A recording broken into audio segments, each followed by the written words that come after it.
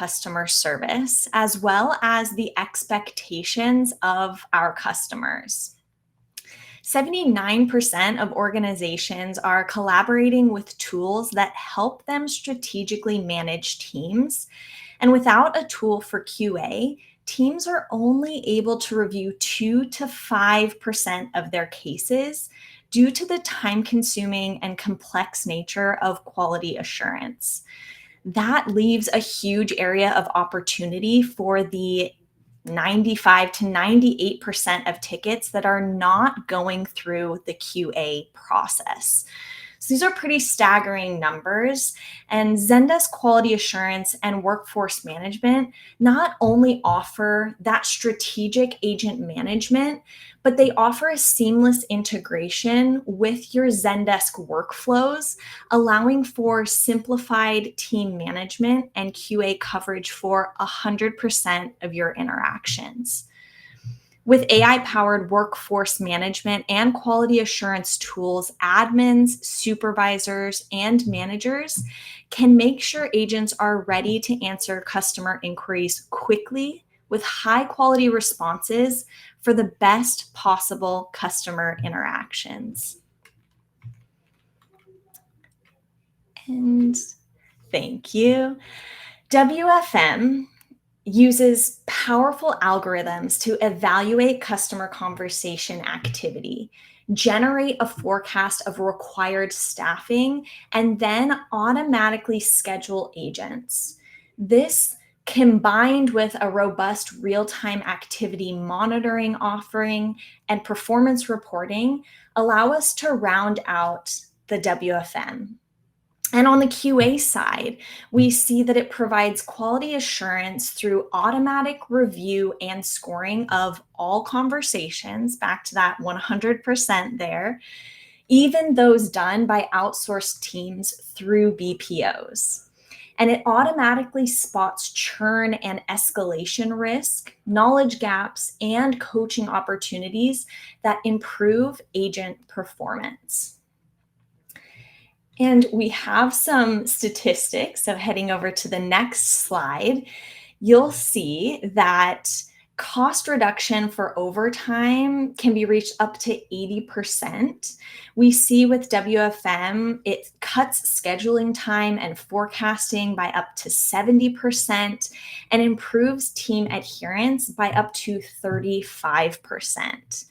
And on the QA side, we see a reduction in the time spent QAing by up to 70% and up to 3% increase in customer satisfaction in 1 year and up to 4% increase in internal quality score in 1 year. So we see significant impacts on teams that are using these tools.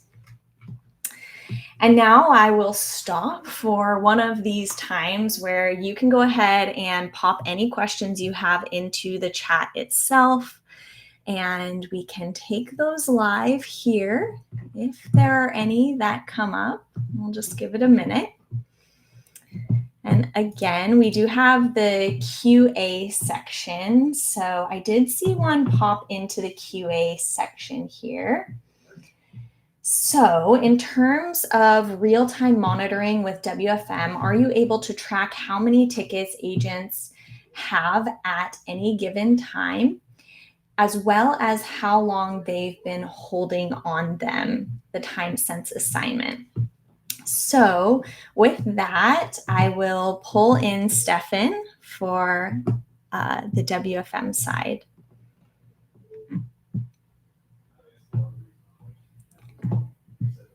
And just checking here. Give me 1 second. There we have you, Stefan. Thank you. I was about to freak out. I was like, how does this work? We got you. Thanks, Lilith. Meg, great question. I'm just going to repeat again. So just in terms of real-time monitoring with WFM, are we able to track how many tickets agents have at any given time, as well as how long they've been holding on to them? Time since assignment. Great question. So the way our automated tracking works is basically going to be click based, right? So if agents have, let's say, multiple tickets open, like multiple ticket tabs, only the actively open tab will be the currently tracked time, while agent can have multiple ticket tabs collapsed on top as well. Those would be sort of perceived as on hold until they actually click back into those tabs, which ensures that we have, at the end of the day, most accurate average handle time component and the total time spent on those ticket IDs. Of course, in the backend, you would still get total time associated with that unique ticket ID. So that's also something you can track in our reports. But in terms of average handle time, this way we can ensure that we have that most accurate. Yeah. Awesome. Thank you, Stefan. Thank you so much. Sure. Alrighty, so we're going to keep things moving along, but folks, please keep putting those questions into the Q&A area so that our lovely team can address those as we continue throughout our discussion today. So on that, I'll pass it off to Dave to get into the WFM and the QA products specifically. Take it away. Hello, can you hear me? You can hear me, I hope. Yes, great, fantastic. Hi everyone, I'm Dave. I'm part of the WEM operations team, and I'm going to give you two slightly different looks here into WFM and QA. So we're going to kick off by going through the WFM product a little bit, and then we're going to go to QA, where we're going to look at two of the big flagship releases that we've had over the last couple of months that you may have seen, you may have not seen, but I'll be happy to talk about those in the Q&A afterwards as well. So when you're looking into WFM, the first place you want to look at when you've got everything set up is forecasting. So forecasting will allow you to use historical data to predict the number of the volume that you will have coming in a period of time. So this will account for seasonality, for anomalies, and everything you need to kind of make that really, really meaningful predicted forecast. This then allows you to understand how many people you need to schedule.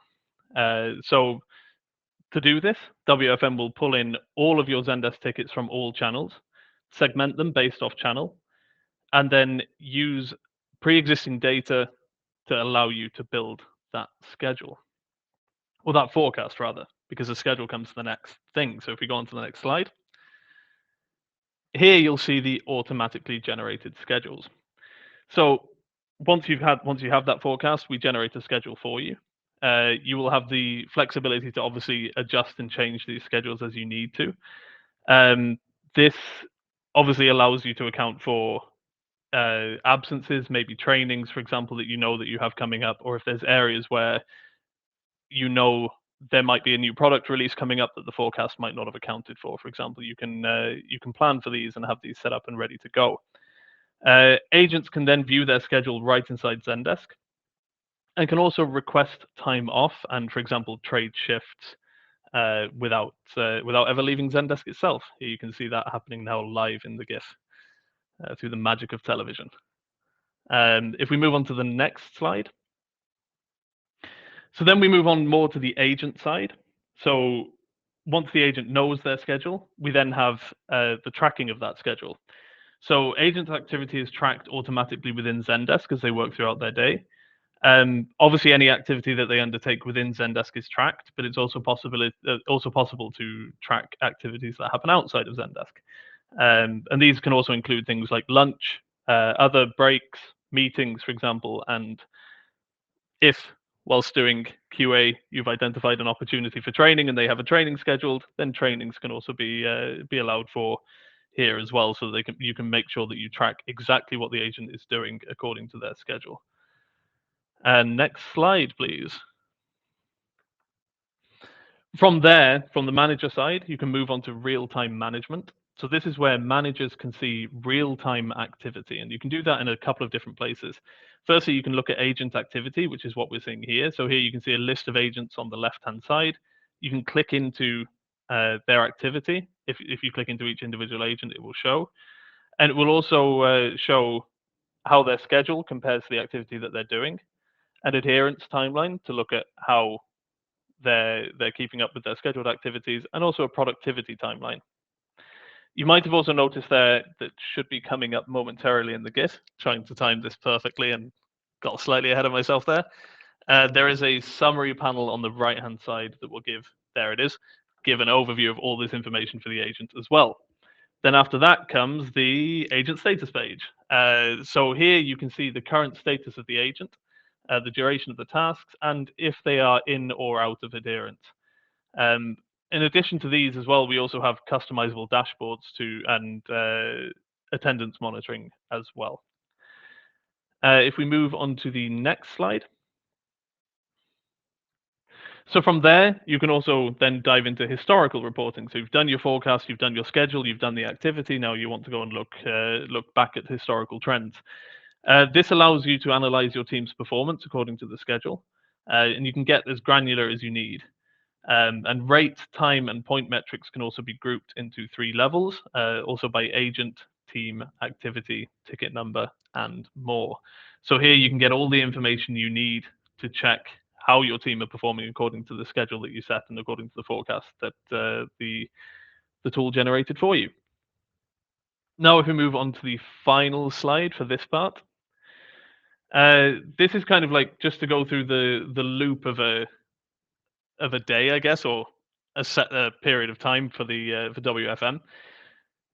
Most team managers will kind of follow this cycle, that they would find trends in the reporting feature, review the activity of particular agents based off those trends, looking at agent activity. Click through Zendesk to, for example, look into a ticket. If you can see that agents are taking a particularly long amount of time to answer a specific ticket, you could delve down into that to find out exactly why. Was it time that they spent working? Was it a particularly challenging ticket, or were they being distracted by something else? Was there something else going on at the time? Essentially, you get insight at each level to better organize, coach, and manage your team to make sure that you can build the most effective team, having the right people in the right place at the right time at all times, whilst also reducing things like overtime costs, as Lilith covered in the intro as well. So this is a really, really effective way to set up a meaningful schedule for your team that you know will always put you in the right place at the right time. If we move on to the next slide. I'm now going to delve into AI-powered quality assurance. So whilst we were looking before at WFM, which was previously Klaus, we're now previously Tymeshift. Sorry, we're now delving into Zendesk QA, which is now Tymeshift, and apparently we have some animation on this slide. That's unexpected. But can you click twice, please? That'll do it. So we're going to look into 2 new things today, which are the 2 new flagship features we have for Zendesk QA.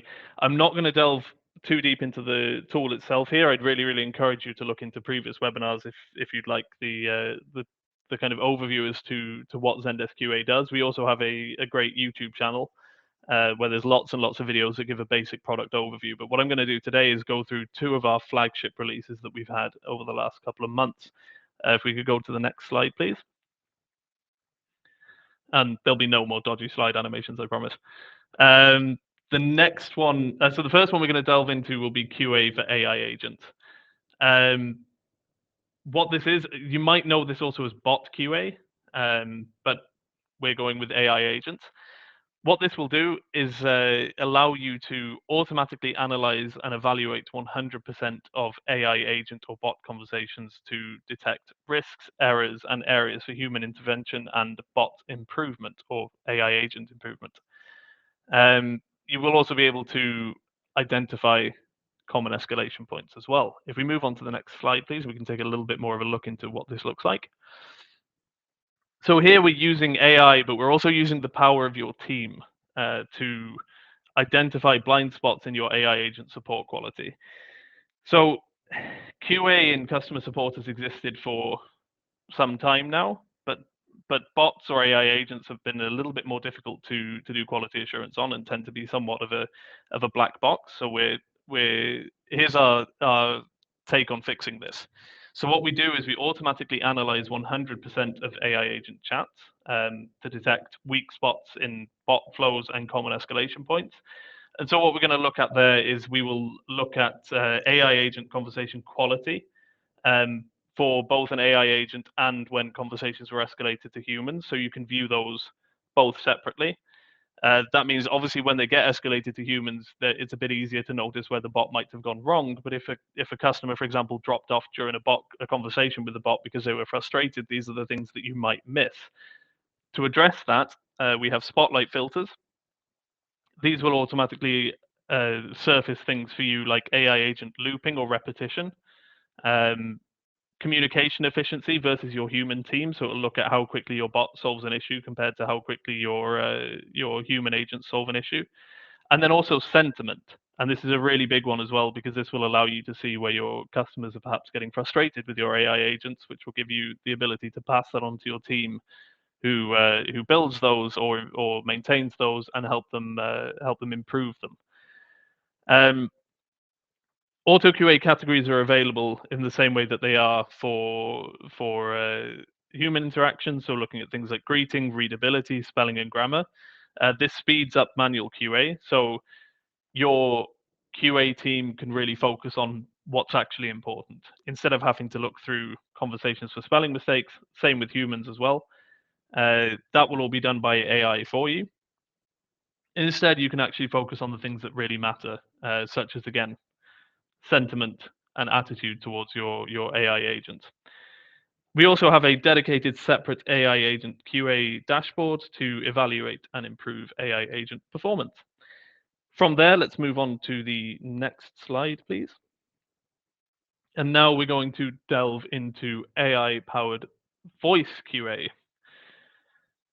So here we've taken voice QA, which is a bit of a pain in the proverbial to do up until now, because if, for example, you have a half-hour call, the minimum amount of time it would normally take you to do quality assurance on that half-an-hour call would be half an hour plus the time it would take you to assess that call. And this is what we're trying to address with our voice QA. So we'll enable you to speed up voice QA, evaluate and improve voice interactions in the same way that you do with all your other channels. And also in the same way that we do for other tickets as well, we provide language translations for the transcription. So if the transcription is in a different language, you can translate it to, for example, English. Can we go to the next slide, please? Thank you very much.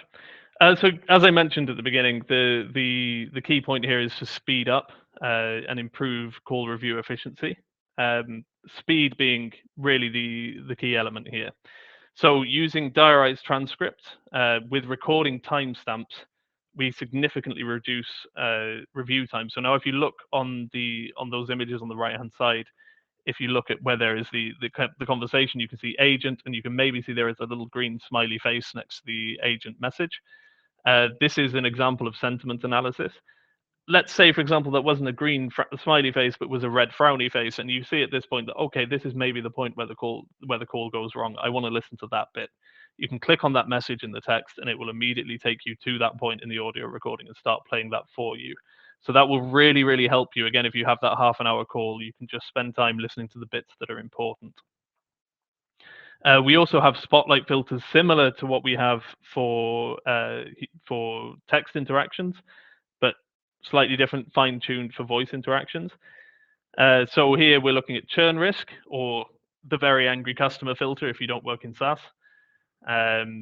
Dead air, and then missing call recording disclosures as well. So these are just two examples of call-focused spotlights that we have at release. There will be more coming in the future. But just to give an example of what they do, dead air obviously looks for silence in the call. Missing call recording disclosures will look for where you have an outgoing call and has the agent said this call will be recorded for quality purpose if it's a legal requirement for you, for example. As I said, again, you have sentiment analysis of transcripted messages, and you can translate transcripts into English in just one click as well. You can see as well on the right-hand side there at the bottom where you've got the conversation filters, our AI filters are also available for voice as well. So there's a lot of really, really powerful stuff that you can do here. And with that, I'm going to hand back to Lilith. Thank you all. Thanks, Dave. Really appreciate it. Now, before we jump into the road to WEM success, I'm hoping that we can get some more live questions here. And I see some talk happening in the chat. So I'm going to jump over into, okay. Victoria, I'm wondering maybe if you'd like to come on and talk through this, or maybe Stefan, Meg's recent question we saw come in here.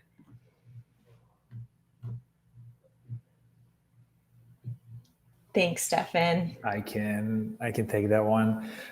Great question, Meg. I think Victoria also just replied over there, and I would agree with what she wrote in here. So I think the extra layer in really like going deep and understanding through agent productivity on ticket, and during that time that they're handling the ticket lies behind point-oriented metrics that we have, such as handled or attended points, because just looking at the ticket handling time may give us a wrong perception of like, oh, this agent has been very productive. They just spent like 7 minutes, 10 minutes on a ticket.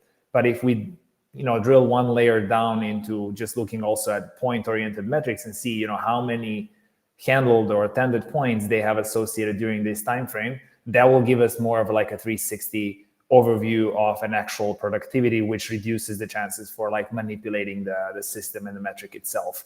First response time, full resolution time, obviously totally different metrics, but for like a 360 overview, we would compile a report that includes point metrics, AHT, first response time, all of the above to really get better understanding of an agent's impact on those tickets. Hope this makes sense. Thanks, Stefan. Yeah, we want to get more metrics, not too many, but enough metrics to kind of paint the whole picture rather than just zooming in on one specifically. Great point there. And thanks, Meg. Appreciate the question. All righty. So we'll go ahead and head into the road to WEM success, rather. And it's enlightening to see what can be achieved with WFM solutions. But I'm sure many of you are wondering how you can implement these solutions into your existing WEM operations. Or maybe some of you are new to running a workforce management or QA team and are wondering how to even start. So let's go ahead and dig in a little bit on how you can be successful with WEM. Now, embracing Zendesk Complete WEM solution is a strategic move that can revolutionize how companies approach their service operations. We see that it can save us a ton of time, but through each of kind of the steps, it really allows us to continuously improve. So we can identify trends, like I said, improve those processes, and really target in on what's important and what can be automated. So we'll move into kind of what that means with the next slide. And in our view, the best way to use WFM and QA together for continuous improvement is to start with assessing your organization. So we can start by kind of defining how your team operates today, where you could optimize those manual tasks to save time, give everybody that opportunity to really focus on what matters to meet your goals. And within this, we think about what your team works on, what tasks your agents perform, how your teams are structured, what your shift patterns look like, and how you measure quality beyond customer satisfaction, because quality is so much more than a good CSAT score. From there, we can more accurately set our objectives. So we'll start with the overall performance objectives of the organization and think through the service levels, average handle time, first response time, resolution time, and then dig a little bit deeper into the agent performance objectives. And those are things like our occupancy or that productive time for an agent or per channel, the shrinkage or that non-productive time, the adherence to the schedule, and the agent, again, overall productivity. And then the next thing we'll want to do is set the quality objectives. Think about the grading rubric, the internal quality score, calibration expectations to ensure grading is consistent when done by multiple people, and of course, CSAT. Now, on to the next. We get into beyond the assessing and seeing what those objectives are. We now want to estimate our future inbound volume and resourcing needs and make a plan and staff to that plan. So starting with estimating that future inbound volume, what your staffing needs are, you need to create that forecast to fit your specific business. And with that, that includes adjusting volume for unique and seasonal events. It's going to be different for different organizations. You'll need to exclude any outliers and adjust your staffing parameters per tier or per type of activity, per channel maybe. And then from there, you use the data that's gathered from the forecasted coverage needs to generate an optimized schedule. Because if you're just scheduling, that's one thing, but we need to schedule based on our needs specifically so that we can reduce that overtime cost so that our agents aren't burning out, that sort of thing. And then we'll align that schedule to our staff, make sure they know what the expectation is. And at that point, it's great to set up that QA team and the processes within that schedule to reach 100% coverage, while also filtering to find what's important to drive those quality interactions. And that includes creating assignments for your QA team. Now, the next thing is going to be moving on to tracking the plan and identifying areas of improvement by understanding agent activity, agent attendance, and quality levels in real time and historically. We want to dig into root cause analysis and understand, are your results customer driven? Are they agent driven? Or maybe they're staffing driven? And what trends are you seeing in that data to show where you can improve? And some of those best practices within WFM are reviewing forecast versus actual trends, conducting hindsight analysis and digging into those holiday trends or, special days, the campaigns and peak volume periods. As well as reviewing staffing over and unders. That's going to play a big part in how our agents are doing, but also kind of any overtime costs that we have coming in. And then we want to reassess those metric objectives that we started with so that we can continue that improvement cycle. And we always want to communicate clearly so that everybody knows what the plan is, so that we can ensure collaboration within the teams and between operational leads. And we need to coordinate plan changes, events, and training with the business to minimize the impact on our service goals. So that's on the WFM side. And on the QA side, we recommend that you use dashboards and reports to identify coaching needs, build a strong training program that everybody feels is highly impactful so that we can continue to grow as agents and as teams. Another thing with that is identifying champions, because those champions can lead by example and really build up the rest of the team. And beyond that, use the coaching tool so that we can really help build that process.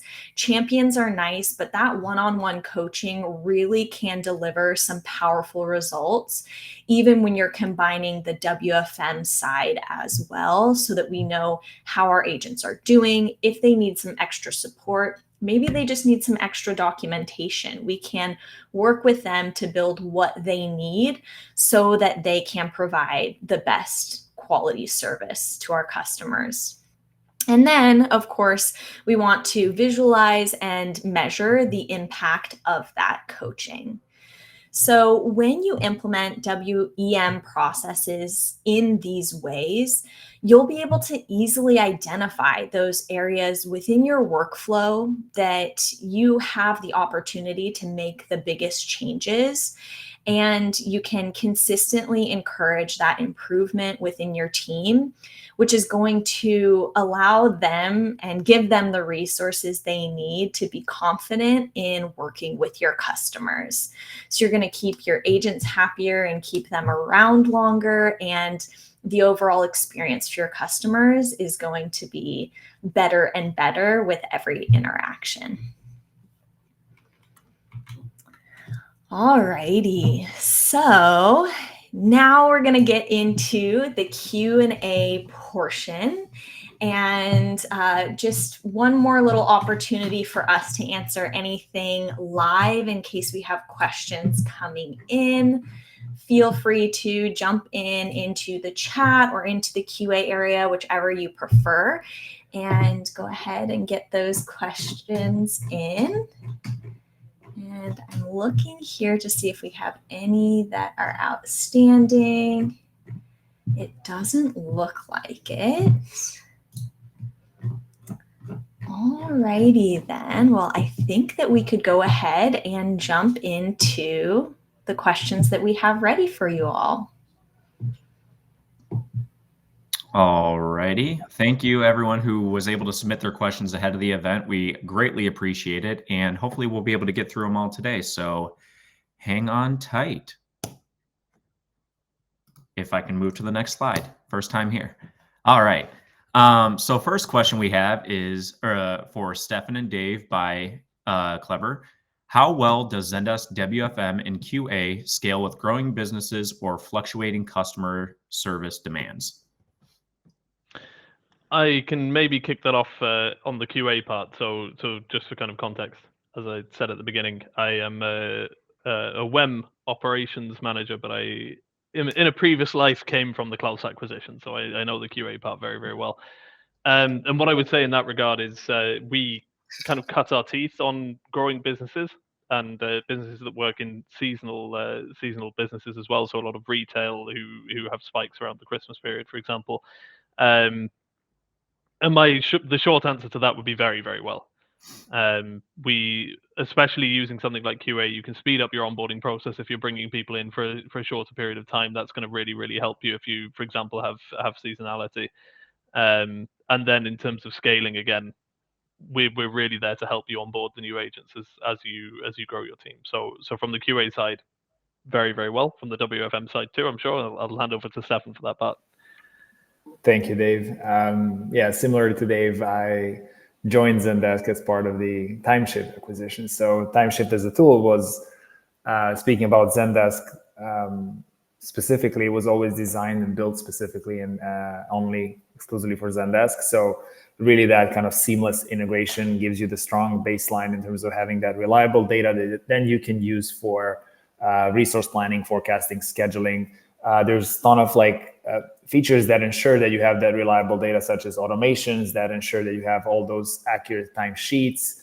If your agents, for example, forget to clock out at the end of their shifts, etc. So those are all bits and pieces that ensure that no matter what team size we're talking about, you're able to kind of have that baseline reliable data that allows you to manage your workforce on an ongoing basis. I also want to mention AI-powered forecast, which allows you, has all those capabilities to adjust future-facing forecast, exclude any outliers looking in the past. So just really helps you to have the most accurate staffing needs in place and be able to manage your schedules moving forward. So that would be my short answer. I know we have a ton of questions here. Awesome. Thank you both. And thank you for the great question. We have another question for Dave asked by Clever. What key performance indicators does the QA module track and how are they measured? That's a really good question. So I think one of the main things to consider, we obviously have our own KPIs. I will get into those in a second. But one of the key things that we do pull in also is customer satisfaction. Obviously, one of the reasons why QA is important, why doing QA is vital to a business, is that until recently, CSAT was always the kind of main metric. CSAT doesn't account for customers being unhappy anyway, regardless of how good the agent is. So it's really, really important to compare your CSAT with your quality scores so that you can say, okay, the customer gave a negative score because the agent did a bad job, versus the customer gave a negative score but the agent did a good job, and therefore it may be a product or a process failing, for example. So that we bring in CSAT, which you're probably used to. And then internally, when it comes to measuring agent quality scores, we have two different ways of doing this. The main one is through what we call the IQS, or internal quality score. And this is basically where when you give a ticket a review, when the review is submitted, it gives it a percentage score. And then it obviously adds up and aggregates the percentage score per agent. Then you can view that score per agent, per team, for the whole department if you would like to. So that's one way. And the other way is which is actually also a new release from the last couple of months, is the auto QA score, or AQS. And what this is it's effectively the same, but it's where only AI has looked at the ticket. So no human involvement has happened. We just keep it separate because obviously where a human has also reviewed the ticket along with AI, there's a lot more impact there because you know that that's a lot more relevant to you and your specific ticket. Whereas the auto QA score is a great way of just getting that overview across 100% of your tickets when you just want to have a quick look to figure out where your humans need to dive in and look. So those are the three main things that that you can track within Klaus. Again, it's just IQS, your internal quality score, AQS, your auto QA score, and then CSAT as well along with those. Awesome. Thank you for the answer. And again, great question. This one is for Lilith from Raviv. How do I start implementing workforce management? Great question. So we did chat a little bit about what that looks like for teams, but we also have some great resources that we're going to share with you that guide you through getting started with Zendesk WFM. And I'd also encourage you to reach out to your account team if you haven't already. We do offer a 30-day trial for you to get into it, give workforce management a try, and prove the value for your organization. So they'll be there to help as well if you reach out and give it a try. Awesome. Thank you. Next question is for Dave from Manuel. How does this process automate QA for complete coverage? So that's a really great question. We talk a lot about this 100% coverage, so maybe this is a good opportunity to kind of delve into a little bit more about what that means. There's two ways that we analyze your tickets 100%. So one way is through auto QA. So that's what I mentioned before, where AI will look at your tickets and give you scores across what we've identified to be some baseline industry standard categories. So this is stuff like, did the agent greet the customer? Was the ticket closed properly? How was their spelling and grammar, empathy, tone, these kinds of things. So it looks at the things like the soft skills, so that you don't have to spend time reading through a ticket looking for spelling mistakes. So that's the automated side. And then the manual side on top of that would be where you would look into things that actually matter to you. So like your process adherence, these kind of things. The other way that we look at things automatically through using AI is through our spotlight filters that we kind of looked into when we looked at voice QA as well. These will pick out things like, again, sentiment analysis, churn risk or very angry customer risk, depending on whether you work in SaaS or not. But then also look at sentiment and for positive and negative, and also tickets where the agent has gone the extra mile, or for example, where an escalation was requested. So not only are we reviewing your tickets with auto QA, but we help you find the right tickets to manually review using these AI spotlights as well. So when you actually spend time on tickets, you can make sure that you're spending time on tickets that are meaningful. So that's kind of the two main ways that we automate your process for complete coverage. Great. Thank you, Manuel, for the awesome question.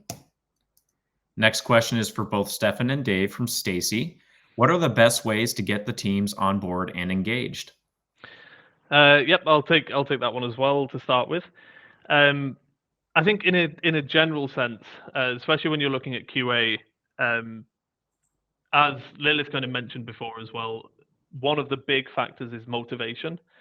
I worked in customer support in a previous life, and feedback was very difficult to come by, and training especially was kind of very much a kind of we'll train everybody on that thing this time, and then just fingers crossed and hope it works.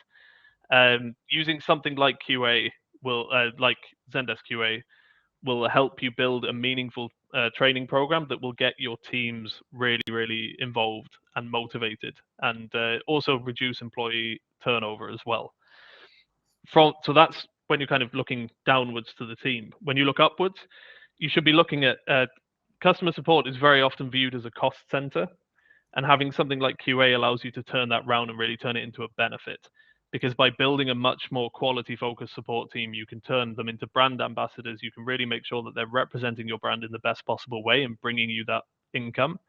But also, again, when we go back to those spotlight filters and you use things like angry customers, looking at angry sentiment or looking at churn risk, we've actually had customers who've turned Klaus on, looked at churn risk, found 20 customers that were at risk of leaving them, and then handed those customers off to customer success to turn them around in a way that you would not have been able to do otherwise. So again, there's the kind of side benefit aside from doing the QA program of business intelligence that you just would otherwise not have. So there's a couple of really great ways that if you're talking upwards, that's the kind of messaging for upwards. It's going to bring financial benefit to the company, and for talking to the team, it's about motivation and about kind of upskilling everybody in the best possible way. Awesome. Stefan, did you have anything to add to that? Yeah. Just wanted to maybe add a couple of notes from an experience, past experience on the WFM side.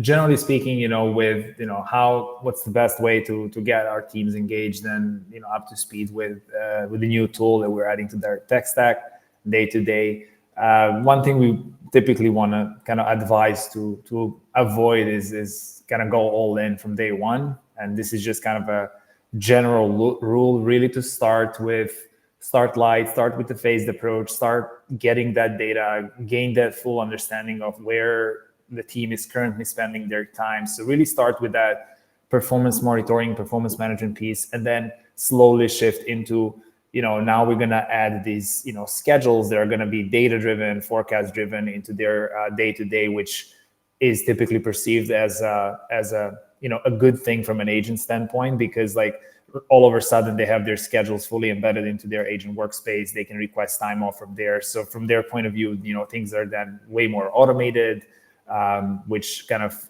gives them the ability to perform better day to day. So that kind of phased approach is what I would say we gonna consider it as a best practice. And again, thanks to the integration, that very seamless integration, the number of steps we're adding into their day to day is down to a minimum. I mean, they don't even have to start the day manually, because it starts as soon as they open the first ticket. Just to give one example of like how seamless that is.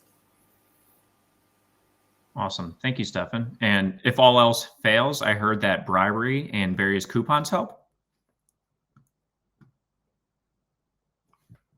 Next question is for Dave from Gabriella. Will the QA feature have customizable rubrics? Fairly short answer to this one. The answer is yes. So manual QA, where you have your manual categories and a scorecard, that's fully customizable. You can do whatever you want.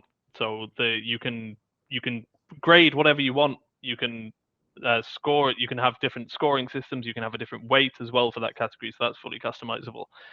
When it comes to auto QA, so the AI powered stuff we were talking about before, that's only available for some specific categories. As I said, right now it's mostly soft skill focused. We are adding more all the time, and we're actually looking at adding customizable auto QA as well in the future. But even the ones that we have are at least customizable to some extent. You can always change the name of them. So, for example, say that you look at empathy, but actually you called it kindness. You don't have to call it empathy. You can call it kindness in your rubric. But there's other things that you can do as well, like customizable greetings, customizable closing, and spelling and grammar as well. Say that you want to exclude some industry-specific terms, or you make a product that has a weird name that keeps getting flagged as a spelling mistake, and you want to make sure that your agents don't get punished for that. All of that is customizable as well from the AI side as well. So more to come in terms of customizable AI stuff. Manual stuff, go wild. You can do whatever you want there. Great. And we do have 10 minutes left, so let's try this rapid fire style. All right. Next question is for Dave from Gabriella.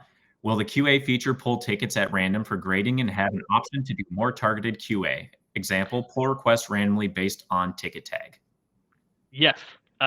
Very quickly on that one. So we have a very powerful filter that has some AI stuff, the stuff that we covered before, but also takes stuff from your help desk like Zendesk tags and these kind of things, plus a bunch of other things. If you open up our filtering, you can see that it's very, very powerful if you trial Klaus. Once you've filtered stuff, you can use that to set up what we call an assignment, which will basically, of those tickets that meet those criteria that you set in the filter, it will deliver, say, 5 of those tickets to you every week for you to review, and it will just randomly select 5 tickets that meet that criteria. So when we were talking before about finding stuff for you to review that's actually meaningful, that's how we ensure that everything that you do in Zendesk QA matters. Great. Next question is for Lilith from Gabriella. Will we be able to tie QA into Zendesk reporting? Great question. And I think that folks might have this on the WFM side as well. So I'll answer it for both. All your information is drawn directly from Zendesk into these 2 platforms. So you'll be able to report on both of the specifics within QA and WFM. However, at this point, we can't bring that information into Zendesk Explore. We are looking forward to integrating more closely in the future, but we have had feedback as of now that, the QA team appreciates having their space, WFM having their space, and then overall admins in Explore. But we do want to knit that a little bit more closely together as we move forward. Awesome. Thank you, Lilith. And great question from Gabriella. How can you gain visibility into inefficiencies other than average handle time and work completed? This question is from Stefan from Ophelia. Really, really good question. I think we had something similar in chat earlier today, but I would still kind of refer back to the point-oriented metrics that we have in our system. That is just one component that helps us get more in-depth understanding of how productive our team is during the time that they actually spent working on those tickets. And again, thanks to the granularity of the click pattern within Zendesk support, we also have the concept of untracked time, which allows us to see when agents are actively working on a ticket versus perhaps they just have it collapsed on top and they're not actively working on that case. So that would be my really, really quick answer to this. All righty. Next question is for Lilith from Katja. What kind of concrete examples do you have from other customers? Great question. Because we're in the rapid fire stage, I'll just shout out a couple of metrics. So we have seen a 75% increase in agent efficiency, 80% decrease in average resolution time, 30% reduction in annual operating costs. And those are all from Tymeshift, one of our customers. We'll go ahead and share some more of our customer stories. We'll link you to the pages so that you can dive in and investigate those concrete examples for yourself for both QA and WFM. Great, thank you. This question is from Stefan from Katja. How many other teams leveraged WFM for internal CS workflows? Or how have other teams? Sorry. Awesome question. I really like this one just because, I'll try to be short. Zendesk WFM isn't really necessarily tailored only for customer-facing workflows. Therefore, whatever basically internal teams, working in Zendesk, creating tickets, which are considered to be internal tickets, Zendesk WFM will basically operate in exactly the same format. So you will still be able to understand how much time they spent on various, internal tickets. Depending on how you segment out your work streams, you may be able to kind of, drill down into specific ticket categories to really kind of better understand both in real time and historically how much time was spent on all of those, and what was the productivity like. So the TLDR is really whatever ends up creating tickets in Zendesk, whether those are internal or customer facing. There's kind of no difference in how Zendesk WFM operates there. Awesome, thank you. Next question is for you as well, Stefan, from Mansoor. How effective is Zendesk WFM in providing real-time insights into agent performance and workload? This is a really good question. I'm sad we only have 5 minutes left, but it is. I think someone also mentioned it earlier in chat. With the agent status feature, where we typically see 20 to 30 seconds of like sync time, where you can see in real time what agents are working on, what's that exact ticket ID that they've been spending the time on. Thanks to all the filtering options, you can sort it out and see the most amount of time currently spent with customer right on top of that report, which as a team lead, that allows you to click on that ticket, and not to forget there is a pretty strong redirect that you can just click on any ID within that report. It takes you to Zendesk, so you can get full context behind it. So therefore you can see in under, let's say, 30 seconds of sync time of what agents are working on, how long they've been spending time with that customer, or maybe they're idle, and whether or not they're in adherence or not. So that that being said, I would say it goes down to about 30 seconds of sync time. Great. Next question is for you again, Stefan, from Mansoor. Can Zendesk WFM be customized to accommodate different team structures or business models? Correct. Yes. So Zendesk WFM will give you completely kind of independent, like separated way of like how you want to organize your team structure by creating different teams, different sites, or different locations, or maybe different work streams to target different LOBs, different ticket types, ticket categories, and so on. So the short answer there is independently from how your groups are set up in Zendesk itself, you can still set up teams that are not in one-to-one ratio with your groups. You can set up different sites so that your scheduling structure can also be completely isolated one from another. Roles and permissions can also be custom made so that you can define who sees what in the tool. So there's the whole kind of 360 customization in place. All righty. Next question we have for Stefan and Dave from Amelia. How can I get assistance with setup to get the most out of these tools?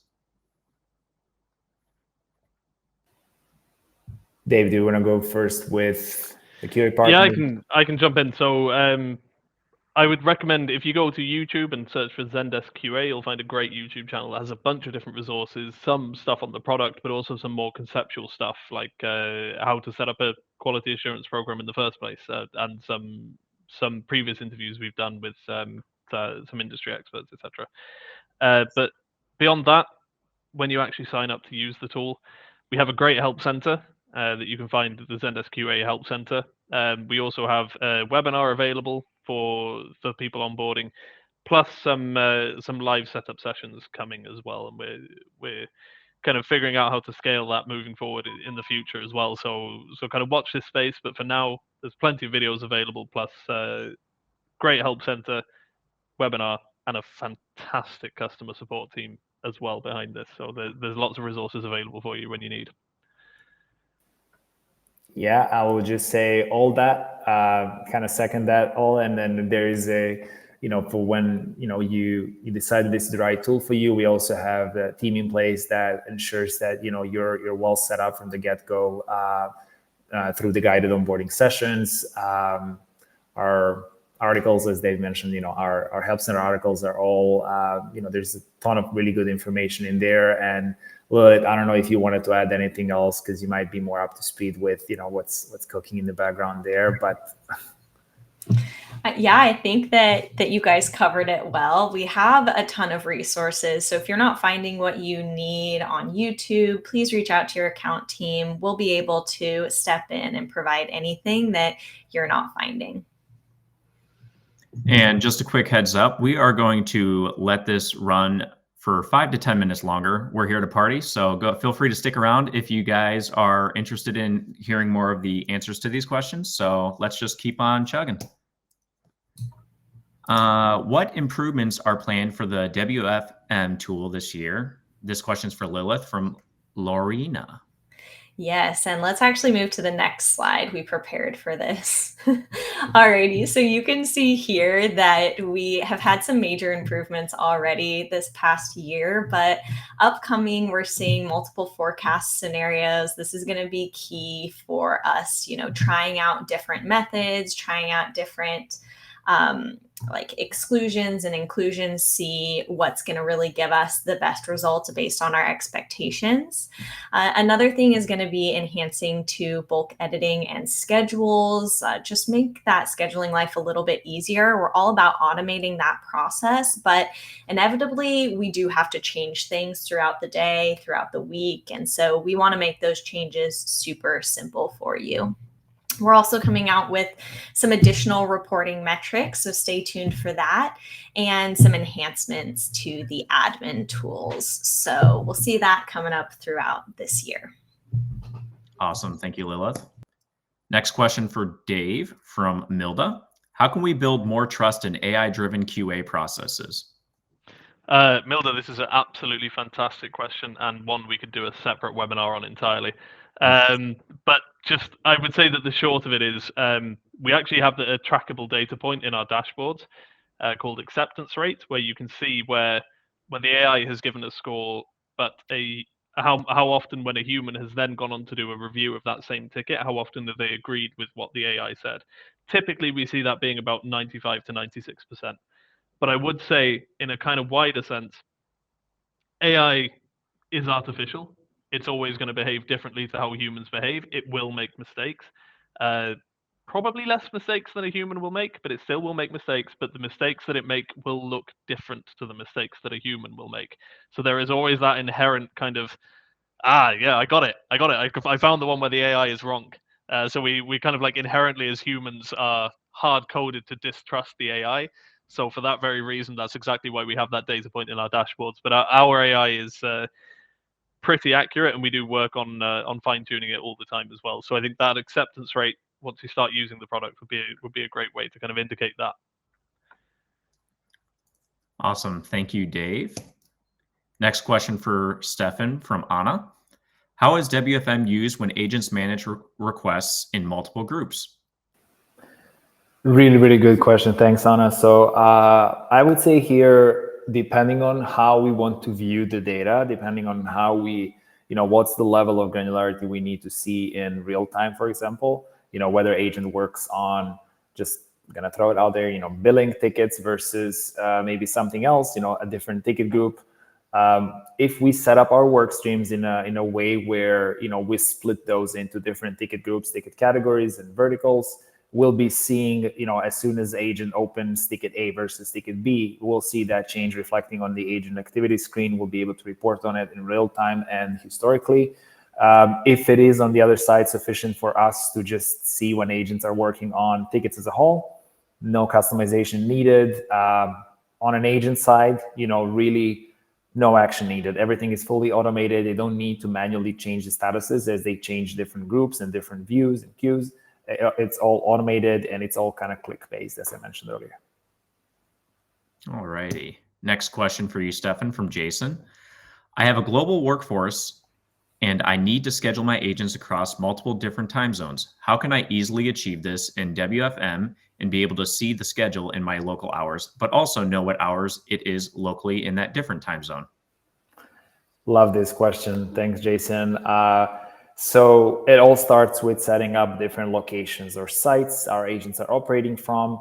Each location can have a local time zone associated, and whichever agents we add to those locations, they'll be seeing the data and their schedules in their own local time zone.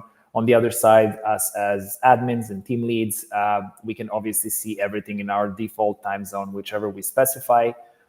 There's also a pretty cool feature called time zone switcher, which just allows us to kind of go back and forth and see, what everything is kind of currently looking like on the agent side. If we have like I said, global team, spread across multiple time zones, it's a pretty cool way to just kind of flip around as needed. All right, this next question is for Lilith from Eleanor. Do you need to use Tymeshift for Klaus to work? Thank you, Eleanor. This is a throwback, so put a thumbs up emoji if you were part of the crew back when we were called Tymeshift or Klaus. We're still trying to get used to the name change ourselves, but if anybody was here prior to becoming Zendesk, we'd love to see it. The answer is no. We do see, as we've talked about, there's a huge amount of value in using both together, but you do not need to use WFM to use QA, and you don't need to use QA to use WFM. However, you will need to use Zendesk to use either or both. Awesome. Great question. All right. Next question for you, Dave, from Jason. Do you have any courses available that explain how to set up QA processes? Very short answer for that one, because I think I've mentioned it 2 or 3 times already. Yes, YouTube. Search Zendesk QA on YouTube and it's all there. And there's some really, really great resources there that, again, explain not only the technical side of using Zendesk QA, but also the conceptual side of setting up a QA program if you haven't set one up before. All right. Next question for Stefan from Roy. Are Klaus and Tymeshift SOC 2 and HIPAA compliant? Tymeshift is SOC 2 compliant. When it comes to HIPAA compliance itself, this is where, I guess, we have customers, like we've faced this question before many times. The answer to that question is it is not truly HIPAA compliant at the moment. We're looking into it and we have it on our roadmap. However, due to the fact that, there are some data pieces such as, tags, for example, that you can use to, label different types of work in Zendesk WFM. This is an angle which we need to highlight, when speaking about HIPAA compliance, which, doesn't truly make it HIPAA compliant. That's kind of the bottom line of this question. I hope that makes sense. And just to maybe just jump in on the end for Klaus or Zendesk QA as well. Again, SOC 2 Type 2, yes. HIPAA, not yet. It's kind of a similar story with Stefan. For us, it's more of a question around infrastructure integration. So this will happen. It's a technical process. We're going through it at the moment, and watch this space. Not for now, but soon. Awesome. Next question for Stefan and Dave from John. How long does implementation usually take? If we were to sign next week, we'd like an estimate on how long it will take to be up and running. I can maybe take that from the Zendesk QA side first. So technical implementation takes exactly, I think, probably about 15 seconds in terms of actually connecting Klaus and Zendesk and getting all of your tickets from Zendesk running into Klaus. Zendesk QA, sorry. That's exactly what Lilith was just talking about before. Still getting used to it. So yeah, in terms of the actual technical integration, no time at all. The rest of it, in terms of getting your team set up, getting your rubrics set up, all of this kind of stuff, just depends on how complicated your setup is. We have a relatively straightforward and easy to use tool. Obviously, if you have a much bigger team, your setup's a bit more complicated. It's going to take you a bit longer, but then also you probably have the workforce to support you in doing that as well. So let's just say everything's pretty easy, and there are people there to help you as well. And then from the WFM side of things, John, so this really depends on, I guess, workforce management goals, objectives with a tool like this. What your current Zendesk environment looks like. As in Zendesk WFM, you would basically mirror a lot of things from your Zendesk environment, such as, you want to build your work streams to reflect different lines of businesses or different ticket categories. Scheduling wise, obviously, if you're willing to kind of fully depend and rely on forecast, and whether or not you want to replicate your current scheduling system or you want to maybe revise it, tweak it, and so on. So I would say based on, as just as a benchmark based on our data and previous experience, most customers are kind of up and running within 4 to 6 weeks from the moment of kind of implementation kickoff. I'm going to call out Lilith in case you have any kind of different data from your end, but this is what we've seen, I guess, historically. Yeah, I think you covered it, Stefan. Awesome. Thank you. Next question for you, Stefan. How can one best measure agents cherry picking and skipping tickets? I think this is my favorite question today.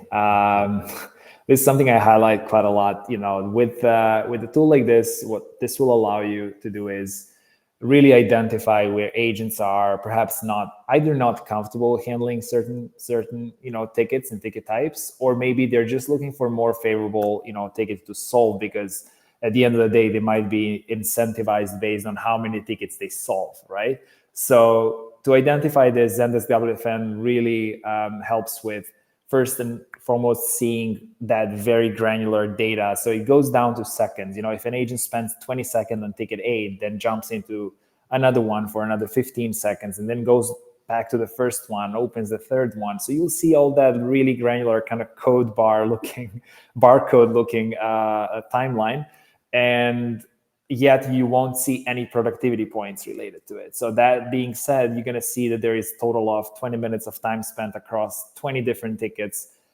And then lastly, you're going to get that one productivity point on the ticket that agent was most comfortable with. So that really opens up the door for coaching opportunities, mentoring, and so on. And it's really powerful in that sense. Awesome. Thank you, Stefan. Another question for you from Chris. Is it possible to import forecast files into WFM? Just a quick yes, Chris. I'm going to say yes. Make it shorter here. There's a pre-populated template formatted in a way that works with our system, and then you would just upload the data into it in 15-minute intervals, upload it into the system, and use one of our forecast algorithms to get that forecast up and running. Next question for Dave by Mia. What's the best practice of automated QA for the team leaders to review problematic tickets? Yeah, that's a really great question, and I think that we sort of covered that, I think, throughout where we're talking about the AI-powered filters, but I would really emphasize them again. AI-powered plus all the stuff from your Zendesk and all of the good stuff like your tags and ticket statuses and these kinds of things. But using AI to kind of really surface the negative customer sentiment, or where follow-ups are requested, or again the churn risk is obviously a big one, or very angry customer. These kind of things will really help you identify those pain points. Then outside of automated, also looking at CSAT. So again, looking where you got a negative CSAT score, going and reviewing that ticket and understanding whether that was the agent at fault perhaps, or whether that was the process or the product that were at fault. But when it comes to automated, I would definitely delve into those AI-powered filters, because those will give you some really, really high value stuff there in terms of identifying what to review. All right. Next question for Stefan from Tracy. What are the best practices for using Zendesk WFM to improve agent productivity and efficiency? Great question. So I think this would start, again, it starts with data. It starts with seeing what our current environment looks like, where agents are spending their time, and from there really trying to seek for ways we can improve it. The improvement piece goes with starts with let's be honest, having a tool like this could also be perceived as somewhat, oh, right now someone is tracking, I'm just acting as an agent, someone is kind of tracking what I do. I need to be more cautious in my day-to-day, things like that. There are all sorts of things that agents would think about when a tool like this is introduced. The pivoting point, and just my opinion, it happens when you get, for example, agents struggling to handle a certain ticket, is not comfortable, and then really kind of team lead seeing that agent is struggling, being able to kind of jump in and help out. This is where that pivoting happens, and agent understand that having a tool like this actually helps their team leads, their admins, managers, help them get better. That's ultimately the workflow we're looking for here, and where that kind of shift in mindset happens from an agent side. Now, on an admin from an admin point of view and manager point of view, improving agent productivity and efficiency starts with reporting on all of those metrics that we talked about today, day over day, week over week. So you have a pretty in-depth kind of reporting, let's say, customization on our side, where you can filter the data down to have 3 different attributes, 3 different dimensions in each one of your reports, and really kind of have that granular understanding of what the productivity looks like week over week. And again, having a tool like this that allows you to more effortlessly, forecast and schedule, which is what a lot of our team leads and managers are spending the most amount of time on today. So having a tool that simplifies that side just simply leaves you with more time to spend on coaching, mentoring, and that, of course, leads to higher efficiency and productivity on the agent side. So those are like 2 different angles I would look from. Awesome. Thank you, Tracy, and thank you, Stefan.